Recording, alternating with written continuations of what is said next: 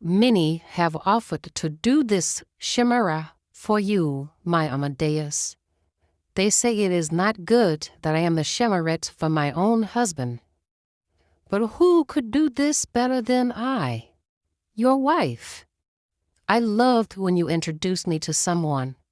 You'd say, "This is my Sangura." I love you, Amadeus. And since I don't know when I'll see you again, I will stay and talk to you until the Shiva Kaddish come for your body. Oh, how blessed can one woman be with such a husband? We were both 15 years old on our wedding night. That was 15 years ago, and I remember it like it was yesterday. My new husband held me in his arms tight, yet somehow still gentle. When you opened your arms, you grasped my shoulders with your hands. When I looked up to your face, you were crying and said, "All that I am is God's. All that I have or will ever have is yours." With those simple words, you took my heart.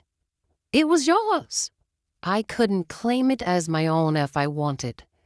Yes, I say again, no woman was blessed with such a husband as mine.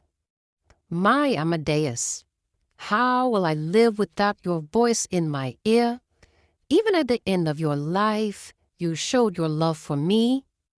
You made sure I was taken care of for the rest of my life. So again, you have taken my heart, but you can have it, my love. Take it with you. I will get it back should we ever join again.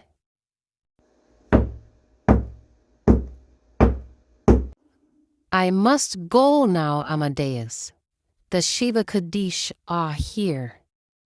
They will take care of your body and honor our traditions as you wished should be done. So I may not see this body again, but I will always love you, always remember you, always have you, my love. So, my love, today is the first day of our Shiva. I am told it is good that I stay inside and mourn you. How does a woman mourn losing her heart? The rabbi says it is good to do this, so I guess it is good. This time of mourning is when I would ask, "How did you sleep?" Please, Amadeus, if you can answer, don't. Your voice from beyond the grave may send me to mine. Then who will complete your Shiva?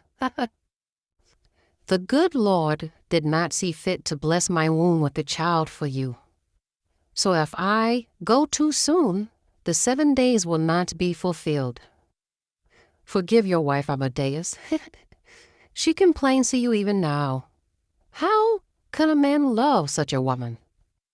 The sun never set on a day without you hearing your wife complain. Truly, the good Lord guided the matchmaker's hand when you were picked as my husband. I sit here in a home paid for in full by my husband. I have rooms full of clothes, and the man at the market says food will be delivered for the next year. Even the tax keeper says I'm paid in full for the next year, but still I sit and complain to you. I am told to sit quietly and mourn my husband. For 7 days I am told to be silent. I laughed in my heart when the rabbi said this to me. My husband wouldn't know what to do with 1 day of silence. Now I'm told to give him 7 days of silence. I love and respect the rabbi, but I know my husband. You do not want me to be silent. You enjoy the sound of my voice, and you shall have it. There are so many pleasant memories you have given your wife, Amadeus. The morning after our first wedding night, I woke early, hoping to prepare breakfast for my husband, but you were awake before me. You sat next to the bed, looking down on me as I slept. You said to me, "Good morning, my Sangura. How are you this day we are blessed to see?" My good husband heard his wife's first complaint. I said to you, how can a woman be so early in the day? You laughed and opened your arms, wanting me to climb into them, and I did. I soon jumped from the bed and made you breakfast. It was always a joy to prepare meals for you. I remember nervously dicing the onions and potatoes, my mother's voice in my head telling me, a wife knows her husband's stomach. She told me to never ask my husband what he likes to eat. Just prepare the meal and watch how he eats it. If he eats it quickly and cleans his plate, remember that's one he likes. If he eats it slowly and leaves food on his plate, never prepare that meal again. I know my husband likes his eggs softly scrambled, his potatoes and onions soft, and his toast light with strawberry jam.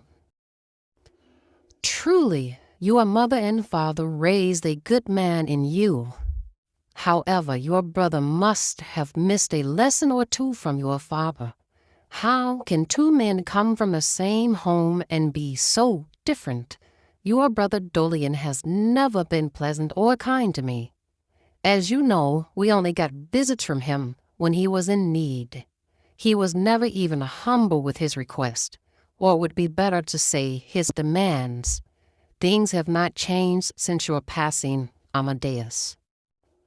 Dolian says a woman that has not provided a child cannot inherit anything. He wants to take our home from me. He wants to take the credit you arranged for me at the market. He thinks the tax payments you made on my behalf should be credited to him. He has not only said these things, he has also taken action on them in the court of elders. Oh, Amadeus, I so hate to trouble you with these things.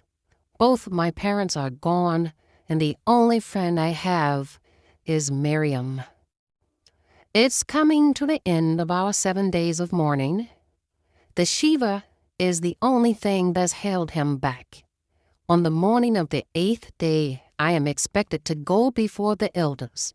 I must explain why a woman should have such things.